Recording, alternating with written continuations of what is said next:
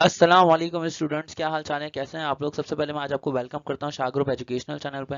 अगर आपने अभी तक हमारा चैनल सब्सक्राइब नहीं किया है तो please do subscribe our YouTube channel Shah group educational channel and press the bell icon. आज के दिन हम लोग बात करेंगे क्लास 10th केमिस्ट्री में चैप्टर नंबर 7 की। क्लास 10th केमिस्ट्री में चैप्टर नंबर 7 हम लोग पढ़ रहे थे, चैप्टर नंबर 7 जिसका नाम है एनालिटिकल केमिस्ट्री। एनालिटिकल केमिस्ट्री की ये फोर्थ वीडियो है। एनालिटिकल केमिस्ट्री की है, ये चैप्टर नंबर 7 है। एनालिटिकल केमिस्ट्री की फोर्थ वीडियो है। अब फोर्थ वीडियो के अंदर हम लोग बात करने वाले हैं एडवांस इंस्ट्रूमेंटल मेथड्स के बारे में। हम इससे पहले क्लासिकल मेथड्स को डिस्कस कर चुके हैं। क्लासिकल मेथड्स हम लोग डिस्कस कर चुके हैं, सही ना। और इसी तरह से हम क्वांटिटेटिव और क्वालिटेटिव एनालिसिस को और इंपॉर्टेंट पैरामीटर्स को डिस्कस कर चुके हैं। अगर आपने अभी तक वो मेथड्स वाली वीडियोस नहीं देखी हैं, वो वीडियोस नहीं देखी हैं, तो डिस्क्रिप्शन में प्लेलिस्ट का लिंक मौजूद है, आप वहां से जाके चेकआउट कर सकते हैं। नहीं तो हमारे YouTube channel Shah group educational channel पे आप प्लेलिस्ट के ऑप्शंस में जाके सारी वीडियोस को तलाश कर सकते हैं, आपको सारी वीडियोस मिल जाएंगी। आज के दिन हम लोग बात करते हैं एडवांस इंस्ट्रूमेंटल मेथड्स के बारे में। एडवांस इंस्ट्रूमेंटल मेथड्स कौन से हैं? एडवांस इंस्ट्रूमेंटल मेथड्स जो है बेसिकली वो है मॉडर्न मेथड्स। देखिए, हमने क्लासिकल मेथड्स में ये पढ़ा था कि क्लासिकल मेथड जो होते हैं वो ओल्ड ट्रेडिशनल मेथड्स हैं। ओल्ड ट्रेडिशनल मेथड्स जो कि कदीम ज़माने से यूज़ किए जा रहे हैं, रिवायती मेथड्स हैं और स्टिल आज के दिन भी यूज़ किए जाते हैं, क्योंकि वो बहुत ज़्यादा एक्यूरेट हैं और सस्ते हैं, चीप हैं। उसके लिए कोई स्पेसिफिक ट्रेनिंग भी नहीं चाहिए, कोई भारी मशीनरी भी नहीं चाहिए। सिर्फ आपको थोड़ा सा अपरेटस चाहिए और वेट मशीन चाहिए। कोई इलेक्ट्रिकल या मैकेनिकल इंस्ट्रूमेंट्स की ज़रूरत नहीं पड़ती उसके अंदर, क्लासिकल मेथड्स के अंदर। मॉडर्न मेथड्स बिल्कुल उसके ऑपोजिट हैं। मॉडर्न मेथड जो है वो क्या है? मॉडर्न मेथड्स बिल्कुल न्यू मेथड्स हैं। इसके अंदर हमें क्या चाहिए होता है? इसके अंदर हमें हैवी मशीनरी चाहिए होती है। हैवी मशीनरी या इसके अंदर हमें इंस्ट्रूमेंट्स चाहिए होते हैं, एक्सपेंसिव इंस्ट्रूमेंट्स चाहिए होता है। हैवी मशीनरी चाहिए, इसके अंदर हमें इंस्ट्रूमेंट्स चाहिए। इसके अंदर हमें चाहिए इंस्ट्रूमेंट्स, ठीक है ना, हमें इंस्ट्रूमेंट्स चाहिए इसके अंदर। और क्या क्या चाहिए हमें? ये पता है कि ये वाले मेथड जो होते हैं वो एक्सपेंसिव हैं। ये एक्सपेंसिव हैं और ये एक्यूरेट रिजल्ट्स नहीं देते हैं, बल्कि एक्यूरेट रिजल्ट्स के करीब करीब आपको रिजल्ट्स देता है, फेयर आइडिया ऑफ रिजल्ट्स देता है, ये फेयर आइडिया ऑफ रिजल्ट्स देता है, सही ना। लेकिन ये क्या है? ये टाइम जो है वो बचा लेते हैं। टाइम क्या नाम है आपका बचाते हैं, लेस टाइम के अंदर ये ऑपरेट हो जाते हैं, लेस टाइम के अंदर आपको पता लग जाता है, ठीक है। लेस टाइम कंज्यूम करते हैं, फिर लेस सैंपल, आपको सैंपल की अमाउंट भी कम चाहिए होती है, कम अमाउंट ऑफ सैंपल आपको चाहिए होता है फॉर डिटर्मिनेशन। तो ये इनका एडवांटेज है, बाकी सारे इनके डिसएडवांटेजेस भी हैं। कुछ इनके एडवांटेजेस ये भी हैं कि ये ऐसी रेस को यूज़ नहीं करते जो कि हमारे मतलब यानी कि इन्वायरमेंट के लिए खराब हो या इन्वायरमेंट के लिए नुकसानदेह हो, हार्मफुल हो, तो ये इस चीज़ के लिए यूज़ नहीं करते हैं। तो ये सब कुछ जो बातें मैंने आपको बताई हैं स्टूडेंट्स, मुझे उम्मीद है कि आपने सारी बातों को लिख लिया होगा। Advance instrumental methods modern methods हैं, मॉडर्न मेथड्स हैं और क्या है? एक्सपेंसिव है, इनके अंदर हैवी मशीनरी चाहिए होती है, खास किस्म की ट्रेनिंग चाहिए होती है इनको ऑपरेट करने के लिए। ये कम टाइम के अंदर आपको रिजल्ट देते हैं, फेयर आइडिया ऑफ रिजल्ट देते हैं और साथ साथ में less amount of sample consume करते हैं। अब फिर भी डेफिनेशन तो हमने पढ़नी है ना, तो डेफिनेशन को रीड कर लेते हैं। यहाँ पे क्या लिखी हुई है? Analytical chemistry consist of many advance methods. Analytical chemistry के अंदर बहुत सारे एडवांस मेथड शामिल हैं, which involves use of instrument for analysis, जिसके अंदर हम क्या कर सकते हैं? इंस्ट्रूमेंट्स का यूज कर सकते हैं एनालिसिस के लिए। मिक्सचर्स को और कंपाउंड्स को सेपरेट करने के लिए, अलग अलग करने के लिए हम इंस्ट्रूमेंट्स का यूज कर सकते हैं। ये मेथड जो है वो क्वांटिटेटिव और क्वालिटेटिव एनालिसिस दोनों के लिए यूज किए जा सकते हैं, advance instrumental methods. These analytical advanced instrumental methods includes, in advanced instrumental methods के अंदर, इन एनालिटिकल एडवांस इंस्ट्रूमेंटल मेथड्स के अंदर क्या क्या चीजें शामिल है? स्पेक्ट्रोस्कोपी शामिल है, क्रोमेटोग्राफी शामिल है, इलेक्ट्रोकेमिकल मेथड शामिल है, अल्ट्रावायलेट स्पेक्ट्रोस्कोपी शामिल है, विजिबल स्पेक्ट्रोस्कोपी शामिल है, इंफ्रारेड स्पेक्ट्रोस्कोपी शामिल है, हाई लिक्विड परफॉर्मेंस क्रोमेटोग्राफी शामिल है, HLPC। अच्छा, हाई HPLC होता है वैसे, HPLC high performance liquid chromatography. उसके बाद गैस क्रोमेटोग्राफी शामिल है, पोटेंशियोमेट्रिक और पोटेंशियोमेट्रिक एनालिसिस शामिल है और कंडक्टोमेट्री शामिल है। ये सारे हैं एडवांस इंस्ट्रूमेंटल मेथड्स। तो अब ये सारे एडवांस इंस्ट्रूमेंटल मेथड्स को हम थोड़ा थोड़ा पढ़ेंगे हमारी इस वीडियो के अंदर। सबसे पहले स्टूडेंट्स हम लोग स्टार्ट करते हैं स्पेक्ट्रोस्कोपिक मेथड्स के थ्रू। स्पेक्ट्रोस्कोपिक मेथड्स के अंदर क्या होता है? स्पेक्ट्रोस्कोपिक मेथड्स के अंदर आपके पास एक सैंपल है और ये सैंपल जो है किसी मटेरियल चीज का होना चाहिए, यानी कि सैंपल जो है वो मैटर है। तो हम क्या करते हैं कि इस मैटर के साथ में लाइट का इंटरेक्शन करवाते हैं। हम लाइट को क्या करवाते हैं? लाइट का इंटरएक्शन करवाते हैं मैटर के साथ में या सैंपल के साथ में। तो जब लाइट को मैटर के साथ में इंटरेक्ट करवाते हैं तो मैटर के अंदर से मुख्तलिफ रेडिएशंस इमिट होती हैं। मैटर के अंदर से क्या होता है, मुख्तलिफ रेडिएशंस इमिट होती हैं। वो रेडिएशंस इमिट होती हैं, रेडिएशंस, हर रेडिएशंस के अंदर मुख्तलिफ वेवलेंथ्स होती हैं, मुख्तलिफ के नाम है, आप ये समझ लें कि एनर्जीज होती हैं। मुख्तलिफ रेडिएशंस इमिट होती हैं, हम उन मुख्तलिफ रेडिएशंस को क्या करते हैं, फिर सेपरेट करते हैं। उन मुख्तलिफ रेडिएशंस को सेपरेट करने के बाद हम उसको स्पेक्ट्रोमीटर से गुजारते हैं। स्पेक्ट्रोमीटर से गुजारेंगे, स्पेक्ट्रोमीटर से गुजारने के बाद हमारे पास क्या होगा, कंप्यूटर स्क्रीन के ऊपर इसके रिजल्ट्स आएंगे, डिजिटल स्क्रीन के ऊपर या ग्राफिकल स्क्रीन के ऊपर इस तरह पीक्स आएंगी। तो मुख्तलिफ वेवलेंथ की हमारे पास पीक्स आती हैं, जिसकी वजह से हम ये बता पाते हैं कि इस एलिमेंट के अंदर, इस मैटर के अंदर कौन कौन से एलिमेंट्स शामिल हैं जिसकी वजह से ये पीक्स आ रही हैं, या ये कौन कौन से इसके अंदर एलिमेंट शामिल है जिसकी वजह से ये कलर्स, कौन सी रेडिएशन इमिट आउट हो रही है, वो हम स्पेक्ट्रोस्कोपी के अंदर बता पाते हैं। ये पूरा एक फिजिकल मेथड है, इसके अंदर कोई केमिकल इंटरेक्शन नहीं होता। तो आते हैं जरा डेफिनेशन को रीड करते हैं। यहाँ पे क्या लिखा हुआ है, स्पेक्ट्रोस्कोपी। स्पेक्ट्रोस्कोपी जो है वो बेसिकली इंटरेक्शन है लाइट की मैटर के साथ में। स्पेक्ट्रोस्कोपी के अंदर हम लाइट को इंटरेक्ट करवाते हैं मैटर के साथ में। लाइट जो है वो इलेक्ट्रोमैग्नेटिक वेव से मिलकर बनी है, इलेक्ट्रोमैग्नेटिक वेव से मिलकर बनी है, तो वो मैटर के साथ में इंटरेक्ट करती है और रेडिएशंस के साथ, मतलब ये मैटर के साथ में रेडिएशंस इंटरेक्ट करती हैं। तो ये रेडिएशंस जो हैं कैसे काम करती हैं, इनकी वेवलेंथ और इनकी फ्रीक्वेंसी हम इनको डिटरमिन करते हैं। ये जो पूरा डिटर्मिनेशन का सारा प्रोसेस है ये कहलाता है spectroscopy. Spectroscopy used in physical and analytical chemistry. Spectroscopy को हम फिजिकल केमिस्ट्री में और एनालिटिकल केमिस्ट्री में यूज करते हैं for the identification of substances, substances को आइडेंटिफाई करने के लिए थ्रू द इमिशन और एब्जॉर्प्शन स्पेक्ट्रम। यही चीज मैंने आपको बताई थी ना कि मैटर को क्या करते हैं, मैटर को लाइट के साथ इंटरेक्ट करवाते हैं तो हमारे पास रेडिएशंस निकलती हैं। वो रेडिएशंस जो है वो स्पेक्ट्रोमीटर से अलग की जाती हैं और हमारे पास स्पेक्ट्रम प्रोड्यूस होते हैं। जो रेडिएशंस निकलती है ना, इनका पूरा गुच्छा जो होता है वो कहलाता है स्पेक्ट्रम। अगर ये रेडिएशंस इमिट हो रही हैं तो कहलाता है इमिशन स्पेक्ट्रम, अगर ये रेडिएशंस एब्जॉर्ब हो रही हैं तो वो कहलाता है एब्जॉर्प्शन स्पेक्ट्रम। ठीक है ना। बहरहाल होता क्या है कि फिर हम उसको स्पेक्ट्रोमीटर से पास करवाते हैं और हमारे पास पीक्स आती हैं, तो फिर हम उससे एलिमेंट्स की आइडेंटिफिकेशन कर पाते हैं। यहाँ पे ये लिखा हुआ है spectroscopy use to assist concentration. Spectroscopy को यूज किया जाता है कॉन्सेंट्रेशन को जानने के लिए या अमाउंट ऑफ गिवन केमिकल को जानने के लिए कि आपको जो केमिकल गिवन है उसके अंदर कौन सा एटम मौजूद है, कितनी क्वांटिटी के अंदर मौजूद है, कौन सा मॉलिक्यूलर आयन या कौन सा आयोनिक आयन मौजूद है और किस क्वांटिटी के अंदर, किस कॉन्सेंट्रेशन के अंदर मौजूद है। ये सब आपको स्पेक्ट्रोस्कोपी से पता लगता है। अच्छा, हम जो इंस्ट्रूमेंट्स यूज करते हैं इन मेजरमेंट्स के लिए वो सारे इंस्ट्रूमेंट्स कहलाते हैं स्पेक्ट्रोमीटर या स्पेक्ट्रोफोटोमीटर या स्पेक्ट्रोग्राफ। ये जो पूरा ग्राफ आ रहा है ये कहलाएगा स्पेक्ट्रोग्राफ। स्पेक्ट्रोमीटर डिवाइस होती है, स्पेक्ट्रोफोटोमीटर भी डिवाइस होती है जो कि स्पेक्ट्रोमीट्री के लिए या स्पेक्ट्रोस्कोपी के लिए यूज की जाती है। आगे बढ़ते हैं। हमारे पास दो टाइप्स की एक तो स्पेक्ट्रोस्कोपी होती है जो हमने टेक्स्ट बुक के अंदर पढ़नी है। एक तो है अल्ट्रावायलेट स्पेक्ट्रोस्कोपी या विजिबल स्पेक्ट्रोस्कोपी और दूसरी है इंफ्रारेड रेडिएशंस वाली स्पेक्ट्रोस्कोपी। ठीक है ना। अल्ट्रावायलेट स्पेक्ट्रोस्कोपी के अंदर क्या है, अल्ट्रावायलेट और visible spectroscopy, the ultraviolet and visible spectroscopy is also known as electronic spectroscopy। Ultraviolet spectroscopy को या विजिबल स्पेक्ट्रोस्कोपी को हम इलेक्ट्रॉनिक स्पेक्ट्रोस्कोपी भी कहते हैं। इसके अंदर हम करते क्या है कि हम अल्ट्रावायलेट रेडिएशंस को या विजिबल रेडिएशंस को, विजिबल रीजन के अंदर कौन कौन सी रेडिएशंस होती हैं जो कि विबग्योर वाली हैं, यानी कि violet, indigo, blue, green, orange, yellow, orange, red, ये सारी रेडिएशंस हम इनको या तो अल्ट्रावायलेट रेडिएशंस को या फिर विजिबल रेडिएशंस को हम क्या करते हैं मैटर के साथ में इंटरेक्ट करवाते हैं और उसके बाद हम लोग रिजल्ट्स को आइडेंटिफाई करते हैं। तो हमारे पास जो है ये कहलाती है अल्ट्रावायलेट या विजिबल स्पेक्ट्रोस्कोपी।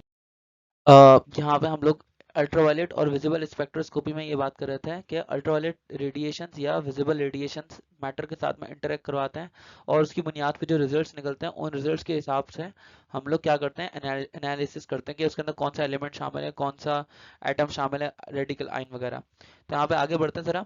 जो अल्ट्रावायलेट या विजिबल स्पेक्ट्रोस्कोपी है ये एक क्वांटिटेटिव टेक्निक है which measure how much a chemical compound absorb light.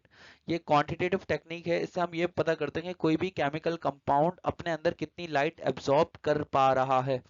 This is done by measuring the intensity of light passing through the sample.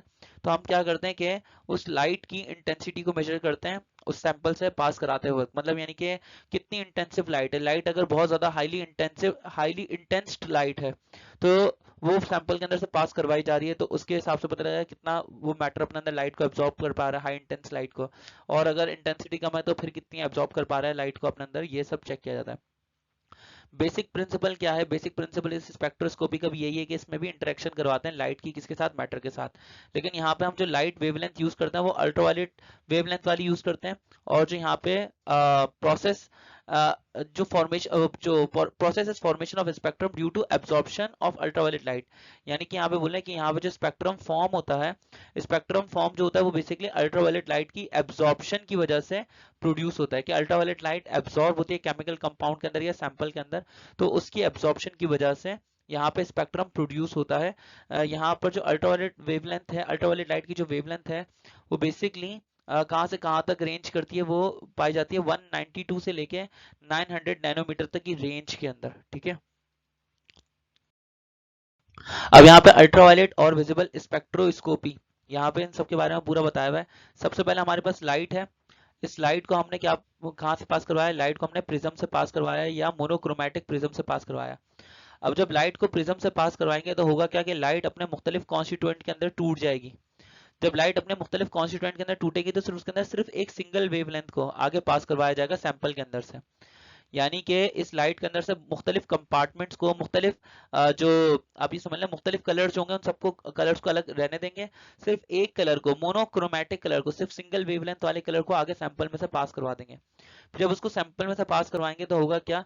Sample में से पास करवाने के बाद यहाँ से जो लाइट निकली है सैंपल के अंदर से, जो फिर लाइट इमिट होगी, ट्रांसमिट होगी, उसको हम फोटो डिटेक्टर में से पास करवाएंगे। फिर फोटो डिटेक्टर में से पास करवाने के बाद हम उसका सारा रिकॉर्ड्स लेके जाएंगे कंप्यूटर पे, और वहां पे ये सारा ये कर्व्स वगैरह बनेंगे, वेवलेंथ की क्या नाम है, रेडिएशन आएंगे, इसकी बिना पे हम चेक करेंगे वेवलेंथ के कौन सी वेवलेंथ कौन से रेंज तक आ रही है, तो उससे पता लगेगा कि इस वेवलेंथ की वजह से इसके अंदर कौन सा एलिमेंट प्रेजेंट हो सकता है, या कौन से कलर की वजह से कौन सा एलिमेंट प्रेजेंट हो सकता है।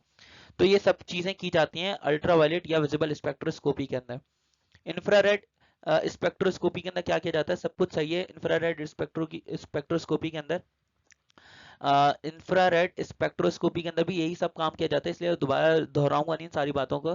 सिर्फ ये समझ लें कि वहां पे इंफ्रारेड रेडिएशंस, जो रेडिएशंस जो है वेवलेंथ जिनकी ज्यादा है, रेड से भी ज्यादा है, इंफ्रारेड रेडिएशंस, इनकी रेडिएशंस को हम क्या करते हैं?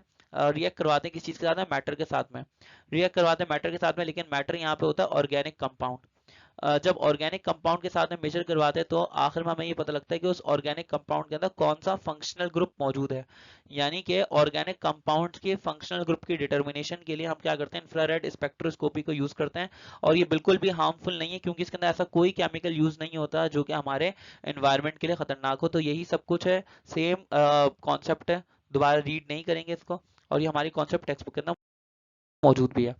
अब आते हैं जरा क्रोमैटोग्राफिक मेथड्स के अंदर बात करते हैं। क्रोमैटोग्राफिक मेथड्स के अंदर क्या होता है? Chromatography is the modern analytical technique which is used for the separation of compounds. Chromatography जो है वो बेसिकली एक मॉडर्न एनालिटिकल टेक्निक है जिसके अंदर हम कंपाउंड्स के अंदर मौजूद एलिमेंट्स को सेपरेट करते हैं। इसके अंदर हम क्या करते हैं? प्योरिफिकेशन करते हैं, आइसोलेशन करते हैं, और जो मिक्सचर के अंदर कंपोनेंट्स शामिल हैं उनका आपस में कंपैरिजन करते हैं कि कौन सा कंपोनेंट ज्यादा है, कौन सा कंपोनेंट कम है, और फिर उस सैंपल की हम प्योरिफिकेशन करते हैं, सब कुछ करते हैं, ठीक है ना। It may be employed with all kinds of volatile and soluble substances. ये क्रोमैटोग्राफी, जो क्रोमैटोग्राफिक मेथड जो है बेसिकली ये कहाँ पे अप्लाई हो सकते हैं?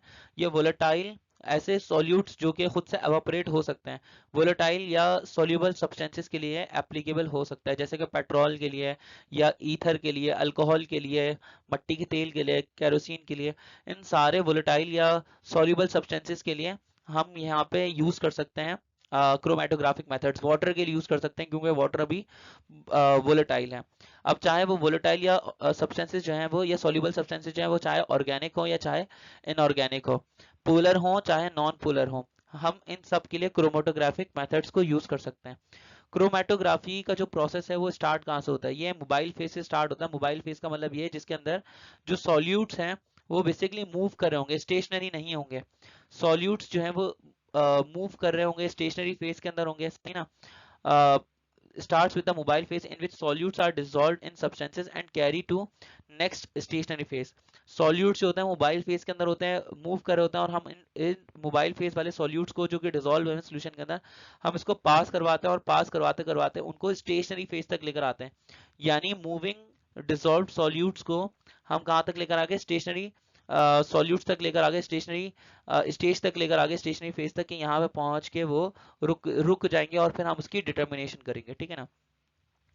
Different component of mixture travel from mobile to stationary phase, कि यहाँ पे मिक्सचर के जो डिफरेंट कंपोनेंट्स है वो मोबाइल फेज से यानी कि मूविंग फेज से स्टेशनरी फेज तक की तरफ ट्रैवल करते हैं, डिफरेंट स्पीड के साथ में ट्रैवल करते हैं और डिफरेंट रिटेंशन टाइम के साथ ट्रैवल करते हैं। तो हम इन सबकी एनालिसिस करते हैं कि कौन सा सब्सटेंस कितनी स्पीड से मूव कर रहा है, उसका दौरानिया क्या है हवा में रुकने का, सही ना, और उसका रिटेंशन टाइम वगैरह, ये सब हम इसकी डिटर्मिनेशन करते हैं क्रोमेटोग्राफिक मेथड्स के अंदर, ठीक है। अब आगे बात करते हैं HPLC। HPLC जो है वो कहलाता है high performance liquid chromatography. High performance liquid chromatography, HPLC, ये सब कुछ लिखा हुआ है। इसके अंदर हम लोग क्या करते हैं, sometimes it also consider as high pressure liquid chromatography। इसको आमतौर पे कभी कभार कंसिडर किया जाता है कि ये हाई प्रेशर लिक्विड क्रोमेटोग्राफी है। इसके अंदर हम टेक्निक यूज करते हैं सब्सटेंसेस को सेपरेट आउट करने की। अब यहाँ पे HPLC इंस्ट्रूमेंट जो होता है वो क्या होता है, बेसिकली एक रिजर्वायर के अंदर सारा लिक्विड मौजूद होता है मोबाइल फेज के अंदर। हाँ, एक पंप होता है हमारे पास, एक इंजेक्टर होता है, एक सेपरेशन कॉलम होता है, एक डिटेक्टर होता है, एक डेटा एक्विजिशन कंप्यूटर होता है। तो HPLC के अंदर हम लिक्विड को हाई प्रेशर से क्या करते हैं, लिक्विड को हाई प्रेशर से हम इंजेक्ट करते हैं। जब इंजेक्ट करते हैं फिर पंप के थ्रू उसको खींचते हैं ऊपर की तरफ, और यहाँ पे एक सेपरेशन कॉलम से जब वो ऊपर की तरफ आता है तो एक डिटेक्टर उसको डिटेक्ट करता है कि कितना हमारे पास लिक्विड ऊपर की तरफ आया है, और इन सबका डेटा एक्विजिशन कंप्यूटर पे सारा डेटा जो है वो रिकॉर्ड किया जाता है, और फिर उससे इंफॉर्मेशन हासिल की जाती है, ठीक है। अब देखें यहाँ पे ये पूरा एक डायग्राम बनी हुई है, इसके अंदर आपको समझा देते हैं। HPLC सॉल्वेंट है, HPLC सॉल्वेंट को सबसे पहले HPLC पंप से पास करवाया। HPLC का मतलब ये कि हाई प्रेशर लिक्विड क्रोमेटोग्राफी के लिए जो सॉल्वेंट यूज कर रहे हैं उसको हाई प्रेशर लिक्विड क्रोमेटोग्राफी के अंदर एक पंप से पास करेंगे। पंप जो है वो पूरी स्पीड के साथ इसको इंजेक्टर में भेजेगा। इंजेक्टर के अंदर हम एक सैंपल को ऐड करेंगे, वो सैंपल जो है वो इस सोल्यूशन के साथ में रिएक्ट करेगा और चला जाएगा HPLC के कॉलम के अंदर।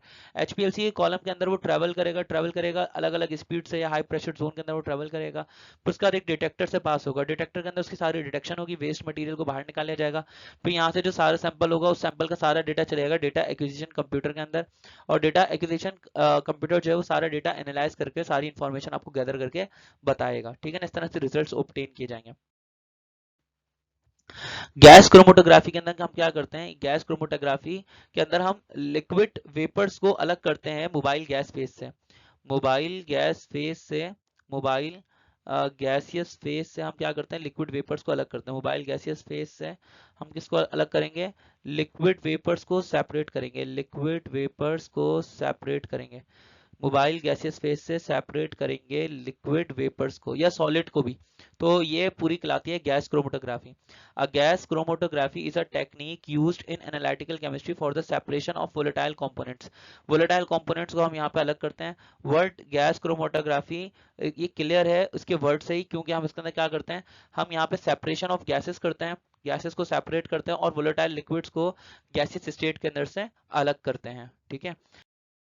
यहाँ पे अब आ जाते हैं जरा इलेक्ट्रोकेमिकल मेथड्स के अंदर। इलेक्ट्रोकेमिकल मेथड्स के अंदर हम क्या करेंगे, इलेक्ट्रिसिटी और केमिकल्स, इलेक्ट्रिकल एनर्जी और केमिकल एनर्जी इसका इंटरेक्शन करते हैं।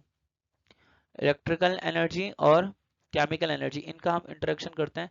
तो मैं एक काम करता हूँ कि इनको समझा देता हूँ, ये पहले यहाँ पे आप लोग रीड कर लें, क्योंकि इसको नेक्स्ट डायग्राम के अंदर मैं पूरा अच्छे तरीके से इसको एक्सप्लेन कर रहा हूँ, तो वहाँ पे आपको समझने के लिए काम आएगा।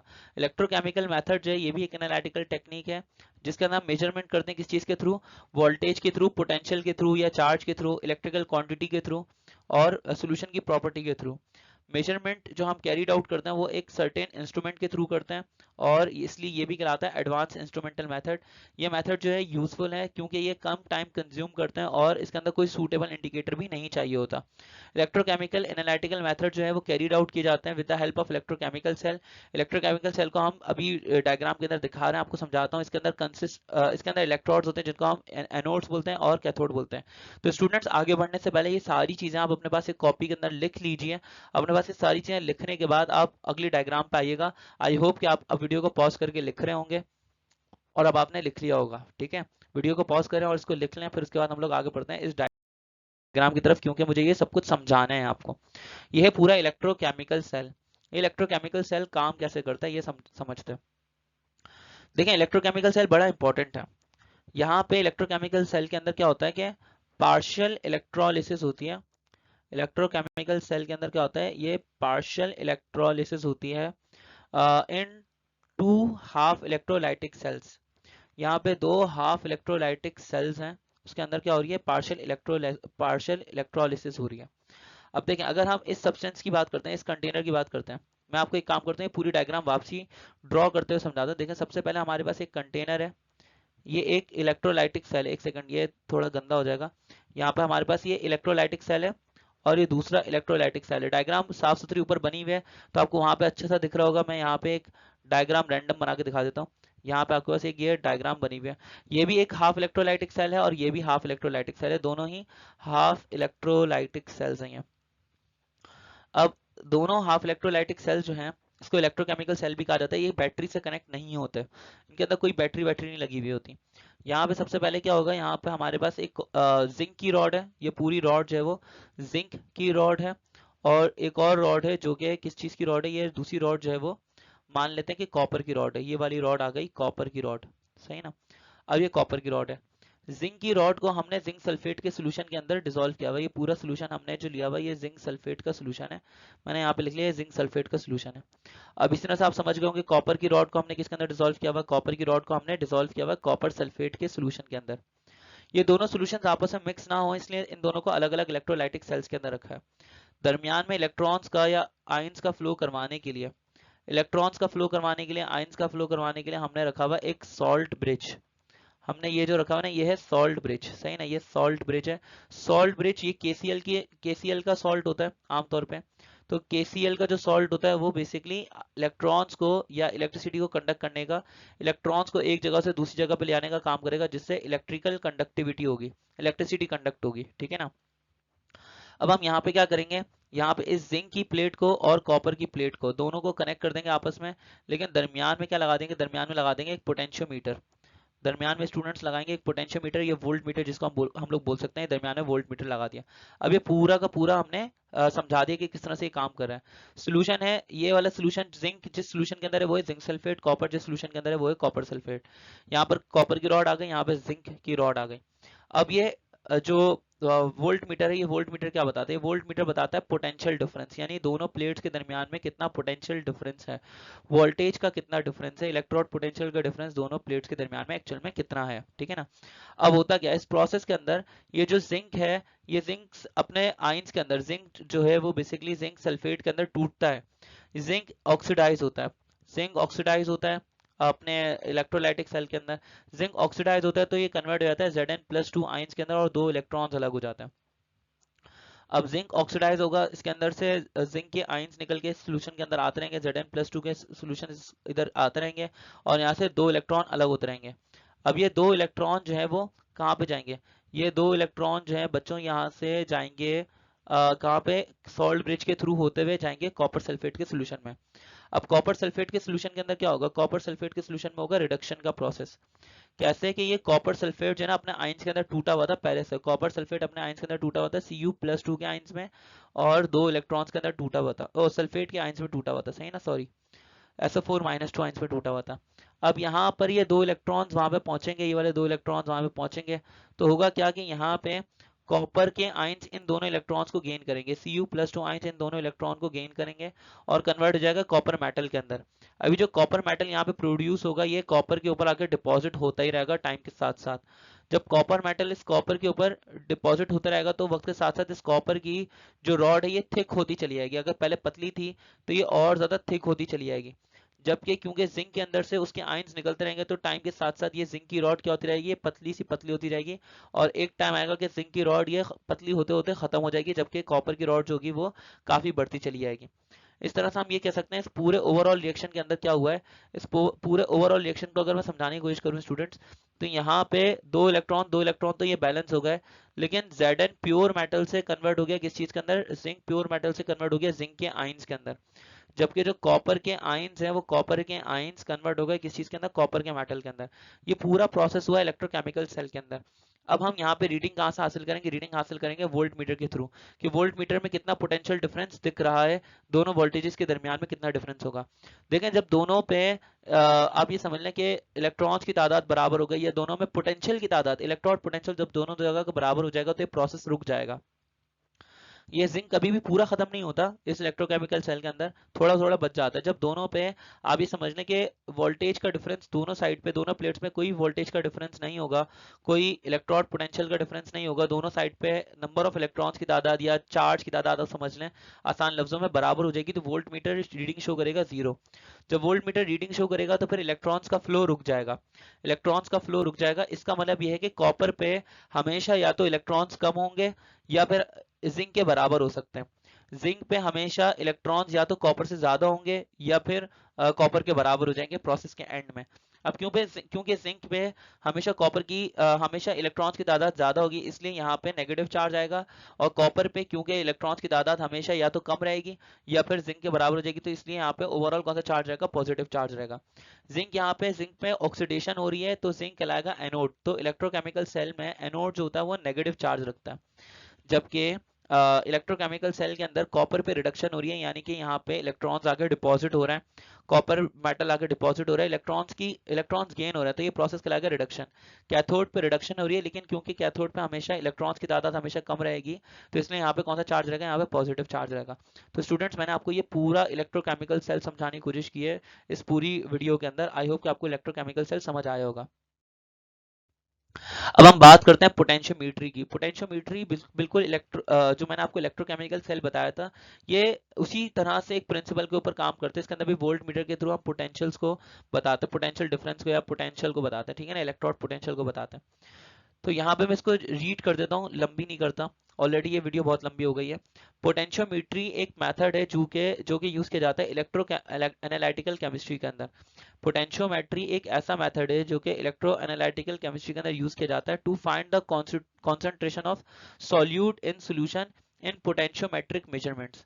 बेसिकली क्या बोलना है, यहाँ पे हमारे पास एक सोल्यूशन है, इस सॉल्यूशन के अंदर कितना सॉल्यूट डिसॉल्व्ड है, कितना सॉल्यूट डिसॉल्व्ड है, जितना सॉल्यूट डिसॉल्व होगा बेसिकली उतने आयंस प्रोड्यूस करेगा। अब उतना आयंस प्रोड्यूस करेगा, हम इसके अंदर क्या करेंगे, इस सॉल्यूशन के अंदर प्लेट्स को रखेंगे, पोटेंशियोमीटर की प्लेट्स को रखेंगे, और उन प्लेट्स को रखने के बाद आयंस की मूवमेंट के थ्रू हम पोटेंशियोमीटर पे देखेंगे वोल्टेज पे क्या क्या रीडिंग आ रही है। तो ये जो पोटेंशियोमीट्री से हमें रीडिंग पता चलेगी, तो इससे पता लगेगा कितना सोल्यूट डिसॉल्व है इस सोल्यूशन के अंदर। अगर ज्यादा सॉल्यूट डिसॉल्व होगा तो मतलब ज्यादा आयंस, तो रीडिंग बढ़ी आएगी, और अगर कम सॉल्यूट डिसॉल्व होंगे तो इसका मतलब कम आयंस प्रोड्यूस होंगे, जिससे रीडिंग कम आएगी। तो पोटेंशियोमीट्री बेसिकली ये रीडिंग बताती है कि कितना सॉल्यूट डिसॉल्व है कितना सोल्यूशन के अंदर। तो मैं यहाँ पे लिख देता हूँ पोटेंशियोमीट्री, लिखा सॉरी रीड कर देता हूँ। Potentiometry it is the method used in electro analytical chemistry to find the concentration of solute in solution in potentiometric measurements. The potential between two electrodes is measured by voltmeter। दो electrodes के दरमियान में जो potential difference होता है वो voltmeter के through नापा जाता है। अगर कोई करंट का फ्लो नहीं हो रहा है तो इसका मतलब दरमियान में जो पोटेंशियल डिफरेंस है वो 0 है। Potentiometric analysis is used in analysis of pollutant in water. Potentiometric analysis जो है वो कहाँ कहाँ पे यूज की जाती है, जब वाटर के अंदर ये चेक करना है कि वाटर के अंदर कितना पोल्यूटेंट मौजूद है, तो उसके लिए हम पोटेंशियोमेट्रिक एनालिसिस को यूज करते हैं। फार्मास्यूटिकल के अंदर यूज करते हैं, दवाइयों के अंदर चेक करने के लिए दवाइयों के अंदर कितना सॉल्यूट मौजूद है, किस क्वांटिटी के अंदर मौजूद है, वगैरह वगैरह। ड्रग्स, ये भी दवाइयाँ आगे, दवाइयों के अंदर मौजूद सॉल्यूट को चेक करने के लिए, कितना सॉल्यूट डिसॉल्व है, ये चेक करने के लिए हम पोटेंशियोमेट्री का यूज करते हैं। अगर फूड इंडस्ट्री के अंदर क्वालिटी कंट्रोल करना होता है तो उसके लिए भी हम पोटेंशियोमीट्री का यूज करते हैं। क्लिनिकल केमिस्ट्री के अंदर भी हम पोटेंशियोमीट्री का यूज करते हैं, ठीक है। अब आ जाते हैं जरा कंडक्टोमीट्री। कंडक्टोमीट्री भी इसी तरह से काम करते हैं स्टूडेंट्स। कंडक्टोमीट्री के अंदर भी हम इलेक्ट्रिसिटी कंडक्ट करवाते हैं किसी भी सॉल्यूट के अंदर से, किसी भी इलेक्ट्रोलाइट के अंदर से, हमें पता लगता है कि कितनी इलेक्ट्रिसिटी कंडक्ट हो पा रही है। Conductometry is one of the most important analytical technique which is used in physiochemical analysis. Conductometry जो है वो एक बहुत ही ज़्यादा important एनालिटिकल टेक्निक है जिसको हम लोग यूज करते हैं फिजियोकेमिकल एनालिसिस के लिए, यानी कि फिजिकल और केमिकल एनालिसिस के दरमियान में इंटरेक्शन के लिए हम चेक करते हैं। तो ये कहलाती है conductometry. It can be defined as a technique of analysis. ये एनालिसिस जो है, ये एनालिसिस किस चीज पे बेस करती है? ये analysis, this analysis is based on the measurement of electrical conductance. ये एनालिसिस बेस करती है कि कितनी इलेक्ट्रिकल कंडक्टेंस हो रही है किसी भी सैंपल के अंदर से। तो ये कंडक्टोमेट्री थी। स्टूडेंट्स, हमने अभी एडवांस इंस्ट्रूमेंटल मेथड्स को क्या किया? एडवांस इंस्ट्रूमेंटल मेथड्स को हमने पूरा का पूरा स्टडी किया। एडवांस इंस्ट्रूमेंटल मेथड्स हमने सारे के सारे स्टडी कर लिए जो कि हमारे इस क्या नाम है लेक्चर के अंदर मौजूद थे या जो हमारी टेक्स्ट बुक के अंदर मौजूद थे। सारे एडवांस इंस्ट्रूमेंटल मेथड्स हमने स्टडी करी हैं। आई होप कि आपको ये सारे एडवांस इंस्ट्रूमेंटल मेथड्स समझ में आए हैं। ऑलरेडी ये वीडियो 30 मिनट्स की हो चुकी है, लंबी वीडियो हो चुकी है। तो मैंने आपको ये क्लासिकल और इंस्ट्रूमेंटल मेथड्स के दरमियान में डिफरेंस बताना था, लेकिन मैं अब इस वीडियो के अंदर नहीं बताऊंगा क्योंकि ऑलरेडी वीडियो लंबी हो गई। तो मैं आपको नेक्स्ट वीडियो के अंदर ये सारी चीजें बताऊंगा। नेक्स्ट वीडियो के अंदर आप देखिएगा क्लासिकल मेथड्स और इंस्ट्रूमेंटल मेथड्स के दरमियान में डिस्टिंग्विश्ड या डिफरेंसेस लिखे होंगे। ये सारे डिफरेंसेस आपको वहां पे समझाता हूँ। तो आई होप कि आपको हमारी वीडियो पसंद आई होगी। If you like our video please do subscribe our YouTube channel Shah group educational channel. Thank you so much for watching. अगर आपको हमारी वीडियो पसंद आई है तो हमारे चैनल को सब्सक्राइब करना ना भूलिएगा, शाह ग्रुप एजुकेशनल चैनल को, और बेल आइकॉन को भी जरूर प्रेस कर दिएगा। मैं मिलता हूँ नेक्स्ट वीडियो के अंदर। डिस्टिंग्विश बिटवीन क्या कौन सा क्लासिकल मेथड्स और एनालिटिकल एडवांस इंस्ट्रूमेंटल मेथड्स के डिफरेंसेस के साथ। ओके, अल्लाह हाफिज़।